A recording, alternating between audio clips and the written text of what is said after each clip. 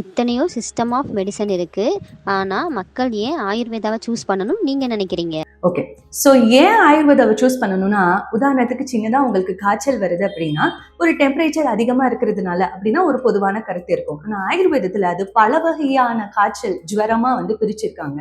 இது உதாரணத்துக்கு ஒரு இடத்துல அபிகாதஜம், அதாவது ஒரு இடத்துல அடிப்பட்டா வரும்னு சொல்லுவோம். ஆமாம், இன்டைஜஷன், உங்கள் உடம்புல செரிமானம் இல்லைன்னா ஃபீவர் வரலாம். கோவத்தினாலையும் பயத்தினாலையுமே ஃபீவர் வரலாம். இப்போ எக்ஸாம் ஃபீவர் அப்படிங்கிறத சொல்லுவோம் இல்லையா, அதனாலையும் ஃபீவர் வரலாம். நிறைய காரணங்கள் இருக்கு. ஸோ இந்த டைப்ல எக்ஸாக்டா நாடி பரிசோதனை பண்றது மூலியமா அதுக்கேற்ற மாதிரி ஸ்பெசிஃபிக்கா மெடிசின் அண்ட் ட்ரீட்மெண்ட் கொடுத்தா கம்ப்ளீட்லி கியூரும் ஆகுது.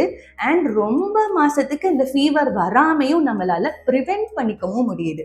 அண்ட் இது மட்டும் இல்லாம ரெஜுவினேஷனுக்கு சில மெடிசின்ஸ் அண்ட் ட்ரீட்மெண்ட் பண்றது மூலியமா ஒவ்வொரு செல்ஸ் அண்ட் ஒவ்வொரு ஆர்கனுமே புதுப்பிக்கிற மாதிரி நம்மளால கொண்டுட்டு வர முடியும். ஸோ ஒரு டிசீஸை ப்ரிவென்ட் பண்ணிக்கவும் முடியும், அது வர்றதுக்கு அப்புறமா அதை பர்மனண்டா கியூர் பண்ணிக்கவும் முடியும். அண்ட் ரெஜுவினேஷன் ப்ராசஸ் மூலியமா உங்க உடம்பு ஒரு 5-10 வருஷத்துக்கு முன்னாடி எப்படி இருந்ததோ அண்ட் ஒரு செல்ஸுமே ரெஜுவினேட் பண்ணிக்க முடியும். அப்படின்னா இத்தனை அருமையான விஷயத்த ஆயுர்வேதத்தை கண்டிப்பா ரெக்கமெண்ட் பண்ணணும் தானே.